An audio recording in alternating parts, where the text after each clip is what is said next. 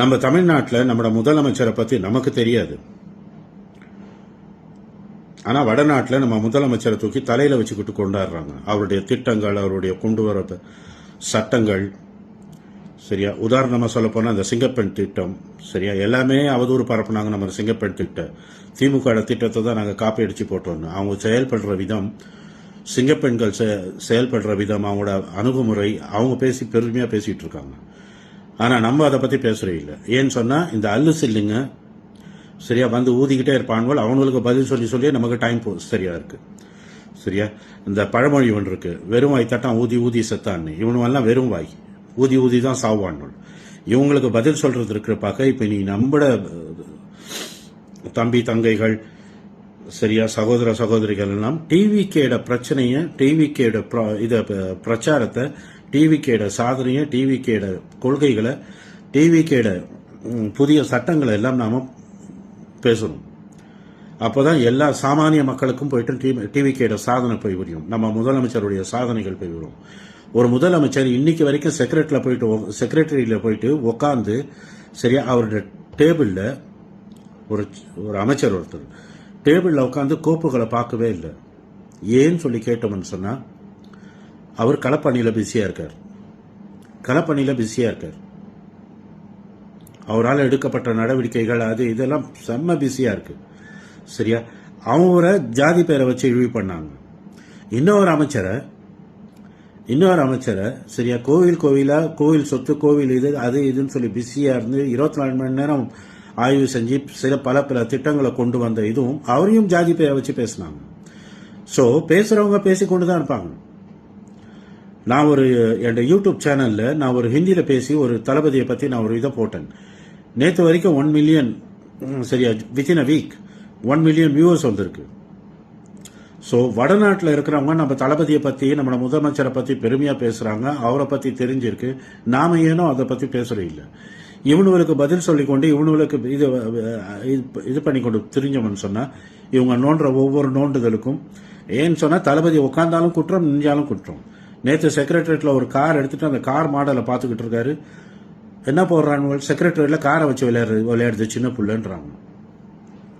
சரியா, இதுக்கெல்லாம் நம்ம பதில் சொல்லிட்டு இருக்க முடியுமா? சரியா, திமுக எப்பெல்லாம் எதிர்கட்சியா இருந்துச்சோ அப்பெல்லாம் அவங்க செஞ்சது அவதூறுகள், அராஜகங்கள், போராட்டங்கள்.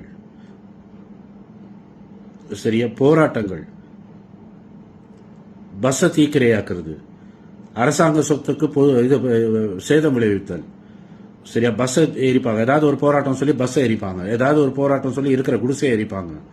சரி, இதெல்லாம் திமுக வாழையா வந்த கலைஞர்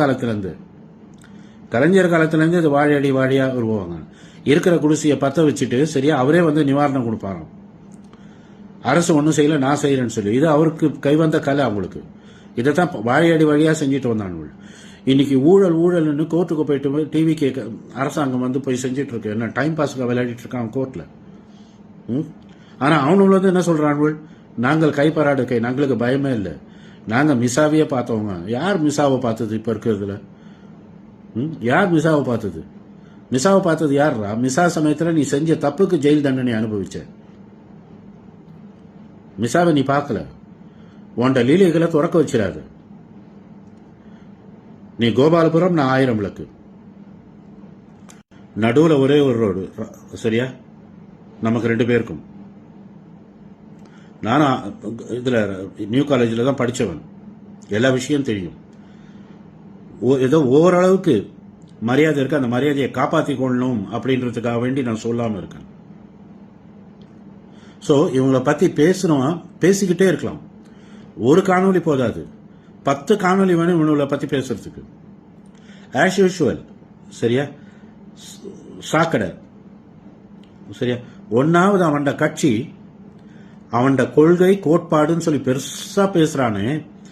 ஒரே ஒரு தொகுதியில டெபாசிட் வாங்கடா. ஜெயிக்க தேவையில்ல, நீ டெபாசிட் வாங்க. அப்ப நீயும் சீமானும் உண்மையான ஆண்மகன் சொல்லி நான் ஒத்துக்கிறேன்.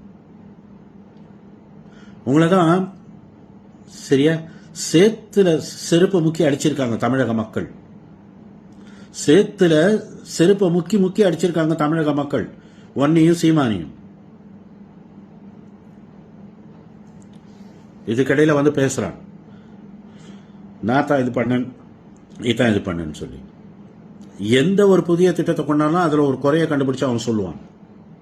குறப்பிரசத்தில் பிறந்தவன், அந்த 445க்கு பிறந்த சாக்கடை. இப்ப இவனுக்கு நாங்க பதில் சொல்லி கொண்டிருந்தோம் சொன்னா, டிவிகேட சாதனையை பத்தி நாம எப்ப பேசுறது? டிவிகே கொண்டு வந்த நலத்திட்டங்களை பத்தி நாம எப்ப பேசுறது? நான் அந்த ஹிந்தியில பேசுற வீடியோ வந்து இதுதான் சொல்லியிருக்கேன். டிவிகேட சாதனைகளை பத்தி தான் பேசியிருக்கேன், டிவிகேட மகத்துவத்தை பத்தி தான் பேசியிருக்கேன். அதுல ஒரு கேள்வி கேட்டேன், யாராவது ஒருத்தர் டிவிகே சப்போர்ட்ல இருந்து லீடர்ஷிப் எடுக்கிறதுக்கு ரெடியா இருக்கீங்களா? வெப்சைட் ஓபன் பண்ணுவோம்னு சொல்லி கேட்டிருக்கேன். 1 மில்லியன் வியூவர்ஸ் பார்த்திருக்காங்க அந்த காணொலியை. கிட்டத்தட்ட 480 கமெண்ட்ஸ் வந்திருக்கு. அப்போ நம்ம கையில இருக்கிற பொக்கிஷத்தை நமக்கு மதிக்க தெரியல, அடுத்தவன் அதை மதிச்சிருக்கான். தைரியமா சொல்லுங்க, கொடுக்க மாட்டோம். தமிழக முதல்வர் என்னுடைய அண்ணன், என்னுடைய தம்பி, என்னுடைய சித்தப்பா, என்னுடைய மாமா, கொடுக்க மாட்டோம். எந்த காரணத்தை கொண்டும் லஞ்சத்தை ஊக்குவிக்க மாட்டோம். நீ கேட்கிற காசை கோவில் உண்டியில போடுவேன், ஒரு சமூக நலத்துறைக்கு கொடுப்பேன், ஒரு ஏழைக்கு கொடுப்பேன், ஆனா உங்களுக்கு கொடுக்க மாட்டேன். நீ இவ்வளவு கேட்கிறியா, ஒரு ஏழைக்கு கொடுக்கறேன், உன் கண்ணு முன்னாலேயே கொடுக்கறேன், ஆனா உனக்கு கொடுக்க மாட்டேன். தைரியமா சொல்லுங்க, தைரியமா சொல்லுங்க. இவனுல என்ன செய்யறானு பார்ப்போம். சம்பாதிக்க முடியலையோ, அரசாங்கம் கொடுக்கிற சம்பளம் பத்தாது, சம்பாதிக்க முடியலையா டிவிக்கு ஆட்சியில?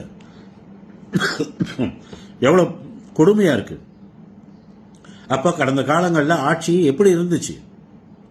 அது எந்த கட்சியா இருக்கட்டும், அது எந்த கட்சியா இருக்கட்டும்,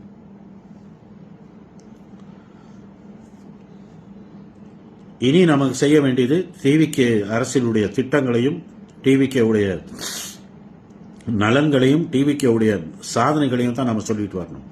இவனுக்கெல்லாம் பதில் சொல்லி கொண்டிருக்க முடியாது, எடைக்கிட்ட கொடுக்கணும். ஒரு 3 காணொலி சாதனைகளை பற்றி பேசுறோம்னு சொன்னா ஒரு காணொலி அவங்களுக்கு கொடுக்கணும், அதுவும் கொடுக்கணும், பச்சையா கொடுப்பேன்.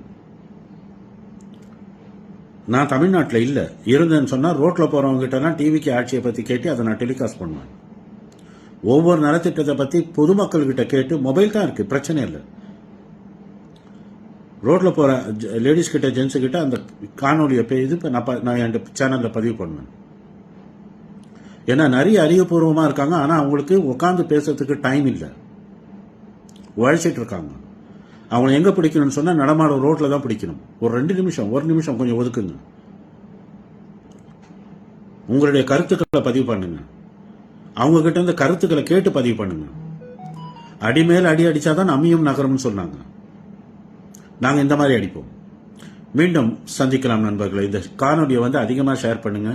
எனக்கு கமெண்ட் போடுறவங்க, லைக் கொடுக்கறவங்க, ஷேர் பண்றவங்களுக்கு மிக்க மிக்க நன்றி. இந்த காணொலி அதிகமா ஷேர் பண்ணுங்க. மேக்சிமம் டிவிக்கு கேண்டிடேட்ஸ் கிட்ட இந்த காணொலி போகணும். இனி நாம செய்ய வேண்டியது என்னன்ற இதுல பேசியிருக்கோம், அதன்படி செய்வோம். நானும் செய்வேன், நீங்களும் செய்யுங்க. மீண்டும் சந்திக்கலாம். இவங்க பேசுனதை பற்றி நீங்கள் என்ன நினைக்கிறீங்க அப்படிங்கிறத மறக்காமல் கமெண்ட்டில் சொல்லுங்கள். நன்றி.